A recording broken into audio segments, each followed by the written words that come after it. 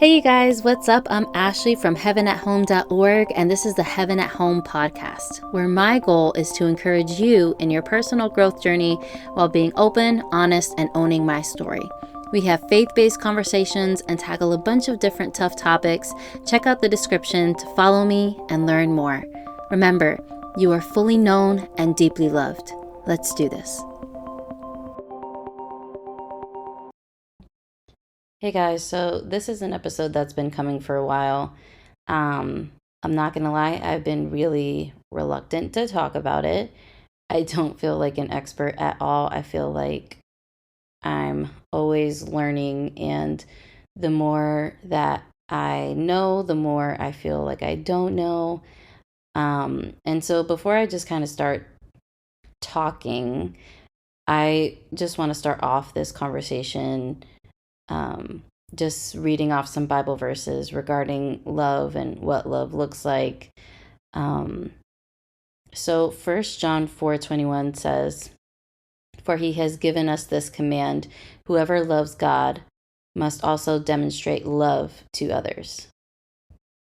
Romans 13:10, "Love makes it impossible to harm another, so love fulfills all that the law requires."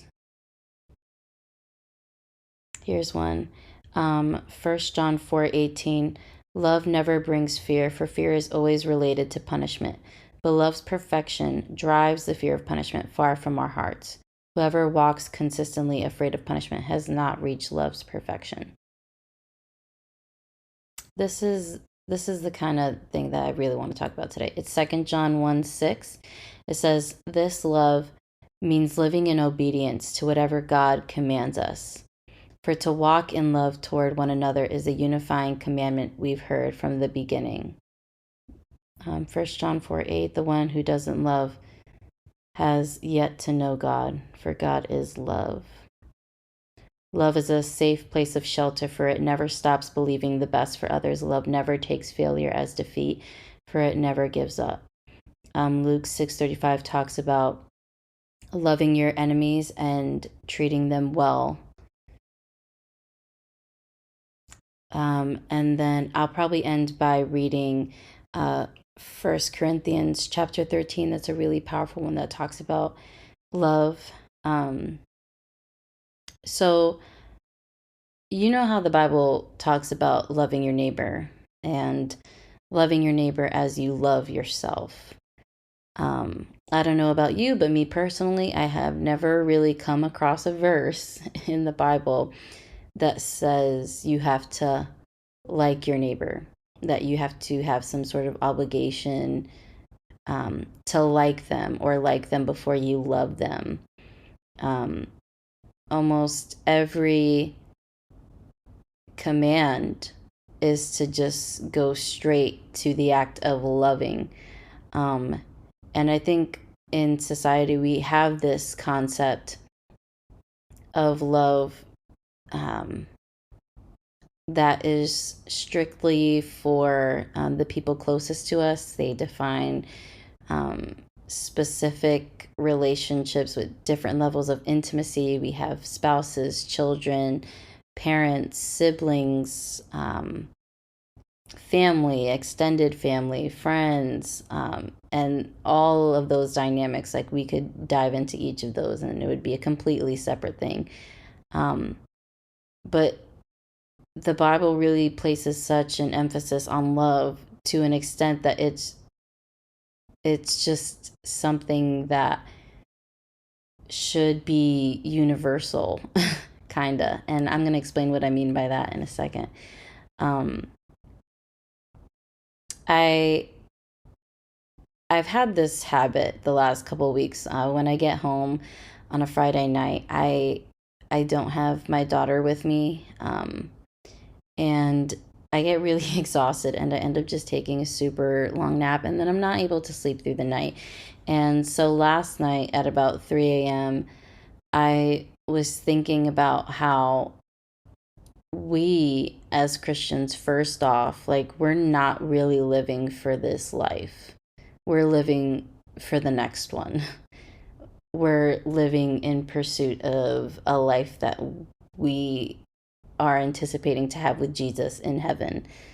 And so much of being able to remain steady, so much of being able to live through pain and trials and hard things, like so much of us being able to endure requires us to literally die to ourselves every day, to pick up our crosses daily.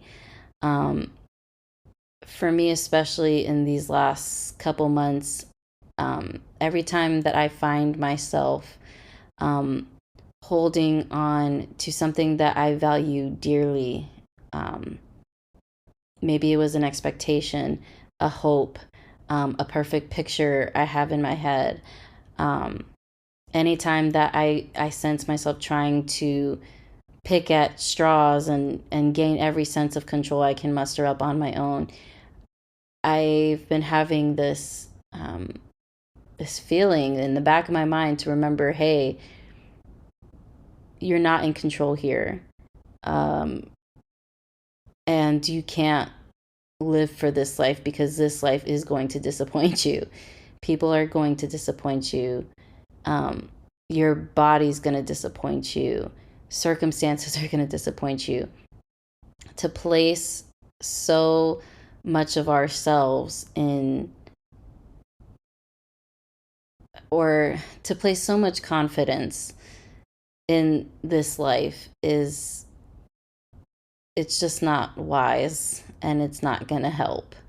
And I know that sounds pessimistic, but it's really not. It's going to sound crazy, but I feel like in so much um, emotional pain or suffering or trauma or whatever, I really need to see a therapist. Goodness gracious. Um, I've kind of gotten, I feel like I have a much more realistic vision of what a relief heaven is going to be. Um, heaven feels much more real. Um, and I know that sounds so crazy, but it kind of reminds me of the story of Stefan. Anyway, so I've kind of rambled there for a second, but stick with me. Um, I started thinking about this stuff at 3 a.m., living this life, anticipating the next one, dying to ourselves so that we can continue to live um, in this world without being part of it and all this stuff. And I started thinking about this concept of just not being lukewarm in anything, and this concept of either being hot or being cold, being all in or all out, and leaving myself no opportunities to be on the fence about anything. And I started thinking about love and hate. Um, I I just took out the concept of liking someone altogether. I just took that out, and I said, just thinking about how if I saw my life through the lens of those extremes, either I'm acting in love or I'm acting in hatred, um, would my life really reflect the love that I want it to? And I'm gonna pause there for a second because I started thinking about if every action I take every day toward anybody, whether it's saying good morning, interacting with someone at work, asking them how they're doing, passing someone in the street, saying hello, going through the drive-through, interacting with friends, family, taking time apart to be with them, or if it's on the other end when I withdraw, when I don't engage with others, or just, I don't know, like, just if every action had to swing left or right toward love or hate, like, what would people say if they had to categorize each part of my actions in the day? Would they say that I love, or would they say that I hate? Um, and I don't know if you guys have ever come across people, or if you've ever been a part of a relationship that was somewhat toxic, um, where you've been on the receiving end of love, and someone says that they love you, but something about the way that their actions are speaking to you um, are not allowing you to truly receive it. And there's something about it that tells you that it's not love. And that reminds me of that verse that says, "There's no fear in love. If it is perfect love, it casts out fear." Um, and sometimes there are reasons, like internal healing journeys that have to happen in order for us to receive love when it is really love in healthy ways. Um, but to be on the receiving end of a situation where someone calls it love when it's not. I don't know if you guys can identify with that feeling at all, but I have in various different kinds of relationships. So as a giver of love, um, having that kind of knowledge when it comes to connecting with people, it kind of places a conviction on me, um, and how I choose to love others. Um, because I don't want to say, I want my actions to literally speak louder than my words. Um, and to answer the question simply, what does love look like? It looks like Jesus. Like 1,000%, it looks like Jesus. Which is the reason why I started this whole thing out going just straight to the Bible, because the whole Bible is a whole love story. And I feel like looking at the love of Jesus kind of helps us to understand that there are so many aspects of love that are unprecedented and unparalleled. There's nothing that can compare to it. And if you've ever experienced true love in a moment or in a relationship, I know I have. Firstly with Jesus, but also a couple times with people. Um, there's something about having an encounter on the receiving end of love that causes you to pause. I used to describe it as having my heart broken, but in a good way. um, Encounters of real love led my heart to become more tender. And even if I was um, being corrected or disciplined, or if someone who loved me was angry, I would still feel safe, um, and secure. And if the message was sent with the right heart underneath, um, it led me to want to grow. It led me to want to be better. And the reason why I say that love is actually really powerful is because it has the power to transform us. Um, it has the ability to make us new. It has the ability to heal us and make us whole. Um, and here's I guess, the thing that I'm just going to start talking about. I'm just talking. um, I feel like love is very supernatural. Love on this earth is a supernatural thing. It's not natural. It's not normal. It's supernatural. It's to see it and to realize it on this earth is a gift, and it's something that should not be taken for granted. Um, And although I say love is supernatural, it's not magic. It doesn't magically happen. You don't just fall in and out of love. I don't believe that. Um, and every verse that we've gone over, and every verse that I've encountered in the Bible doesn't say, um, muster up all the passion, muster up all the desire, um, gather up all the honor and all the respect and, all the patience and all these things so that you can love someone. It just says, love your neighbor. It's just a simple command. And because it isn't like something that has to be charged, because it isn't something that just casually or coincidentally happens, that leads me to believe that it's actually a spiritual discipline. What does love look like for us? It looks like Jesus. What does love look like on this earth, like among each other? It looks like discipline. It looks like practice. And it's not very romantic to say it like that, I admit.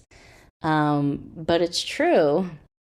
It's something that requires discipline. It's something that requires grit and determination, and it's something that you just have to follow through with. Um, with God's help, because God is love. Love comes from God. Um, and the fact that it is such a high standard for us, to an extent that we are told to love our enemies. I mean,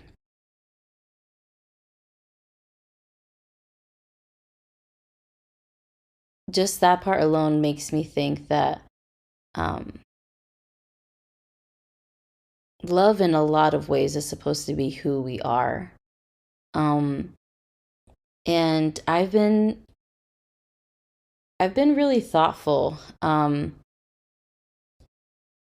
have had a couple off days the past couple weeks, just going through some stuff, and I joked with some coworkers. I was like, I'm not really doing so great with my social cues today or this week. I had a very off week. Um, but I've been thinking a lot about my interactions with a lot of different people. Um,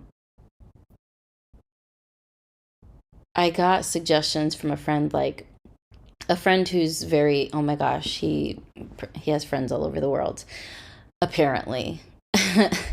um, but I asked him, do you how do you have so many friends? How do you expand your network like that? Um, and so I've been trying to be conscious about learning people's names. If I go to the same Dunkin', if I go to the same Starbucks and I see the same face, I want to know that person's name. If I'm walking past a coworker, I want to say, good morning, how are you? I want to know about their life. I want to know how they're feeling. If if they tell me something, I want to be empathetic to that. Um, any insight into their lives is something that allows me an opportunity to be human and connect, and um, looking for opportunities to meet people, and making time, quality time. Like, there are so many opportunities that we have to show love to others. Um, but the hardest place to do it is at home. And I'm saying this like just to myself, so don't read between the lines or anything. But just as a mom, um, and just like also a normal person, I feel like oftentimes we know to put on a brave face in public.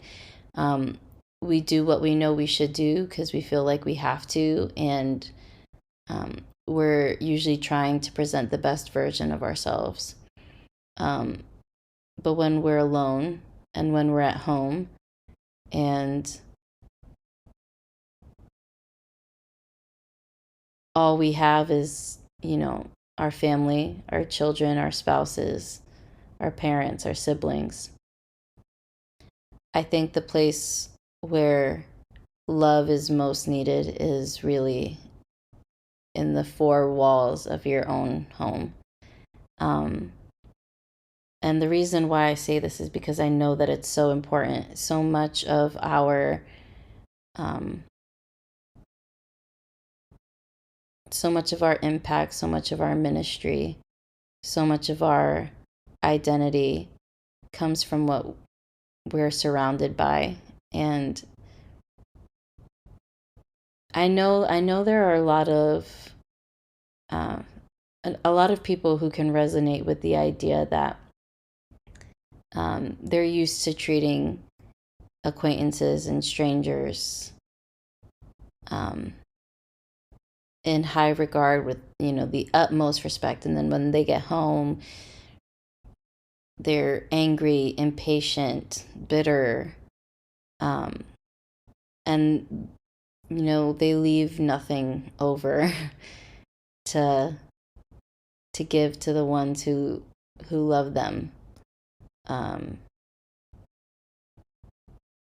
and I feel like if there's any area where if if you're on the other end of this and you want to know what you can do today, I'm going to tell you to start at home. But I'm also going to say that you have to love yourself. And as a mom or as a single mom, this is something that I've been thinking a lot about. Um, is making sure that I love my daughter as I love myself. Um, but in order to love her, I actually do need to love me. And so if I want to spend quality time with her, I also need to spend quality time with me. And so I'll spend quality time with me first, whether that is, resting a little bit at night, reading the Bible, getting up a half hour early, um, or, doing, finding moments to love her and I at the same time, like, doing things that we both enjoy. Like, Homegirl loves to run. And for the life of me, I'm trying to find out, like, you know, how I can. It's something that's so simple, but working out makes me happy. She loves to burn calories 24/7. Like, why not just find a way to fill both our cups up at the same time? And it's a super simple lifestyle example, but um, I feel like there's a quote somewhere. Um, and I think it's because I just did a post on quotes by Mother Teresa. She said, if you, I think it was her, please correct me. Feel free to correct me if I'm wrong. But she was like, if you want to change the world, start at home or something like that. And that's what I would say is the best place to start. Um, so now let's read 1 Corinthians 13. You might hear me typing here. I'm sorry about that. Kind of doing this.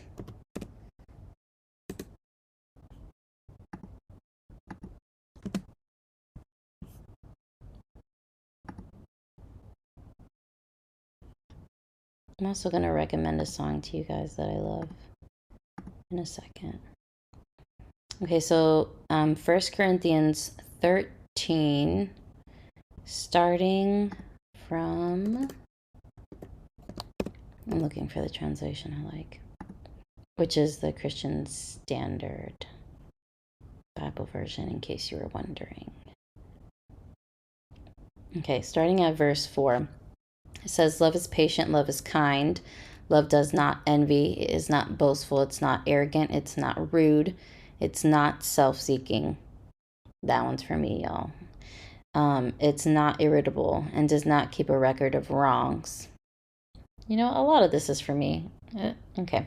Um, Love finds no joy in unrighteousness, but rejoices in the truth. It bears all things, believes all things, hopes all things, endures all things. And this is my favorite one right here. Love never ends. Love, if it is really love, never ends. And the reason why I get so stuck on these little three words right here is because I know that God is love.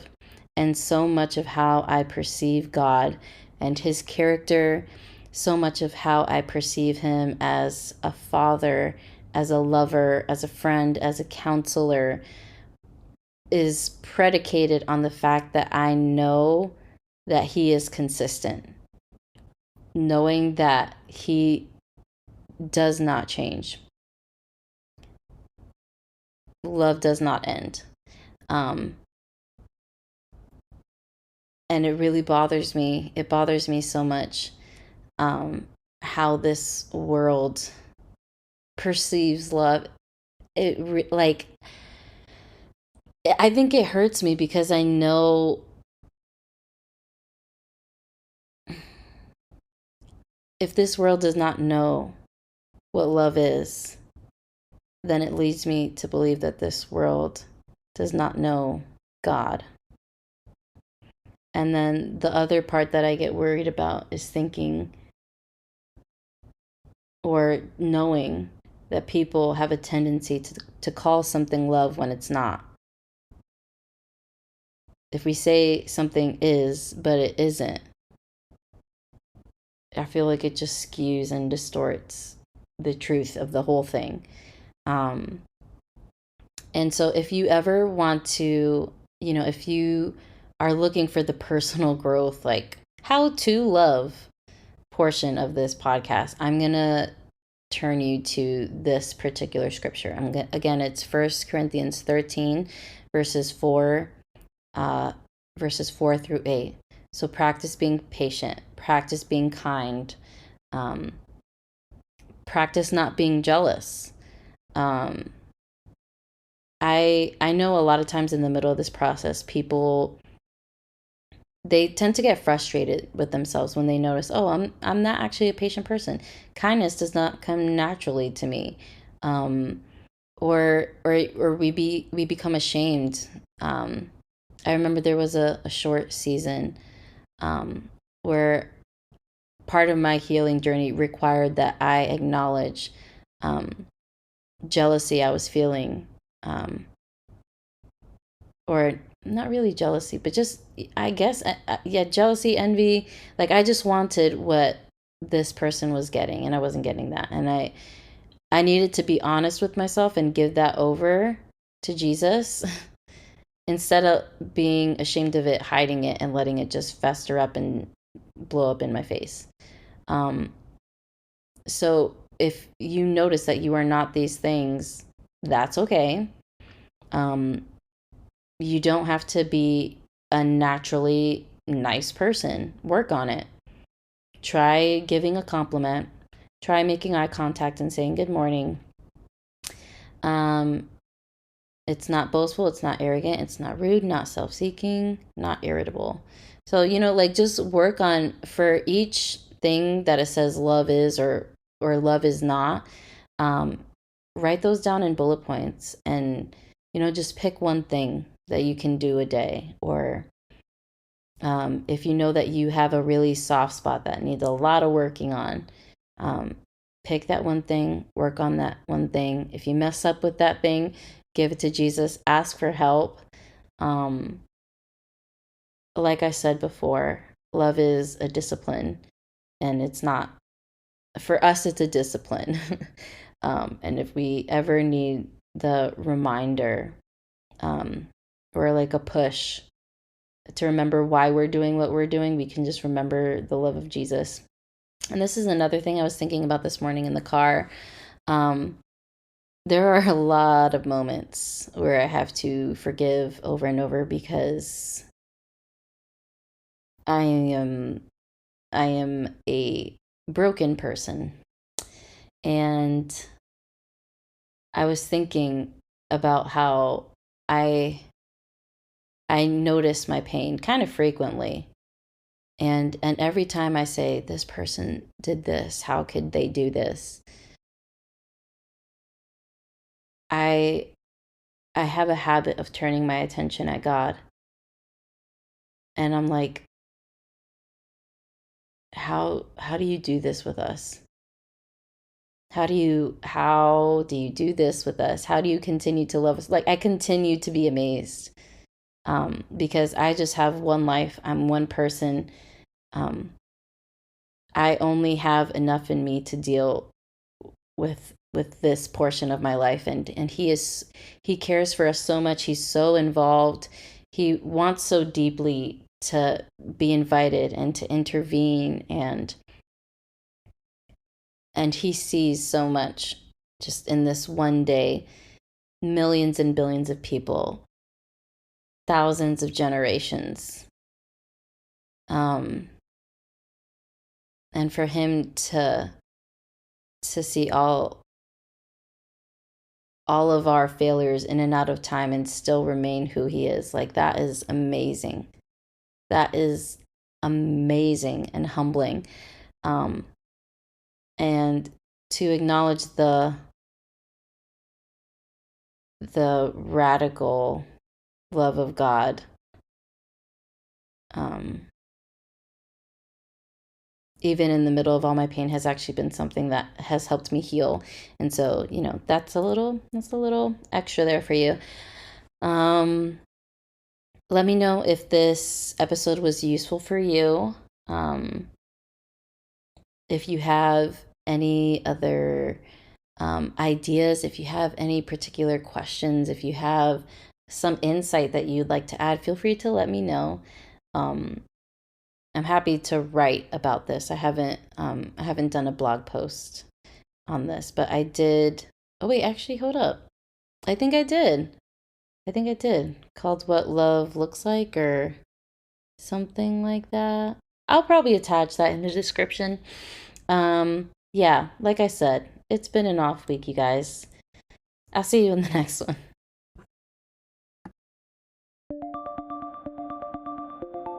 Thank you guys so much for listening. Feel free to DM me to send me your feedback.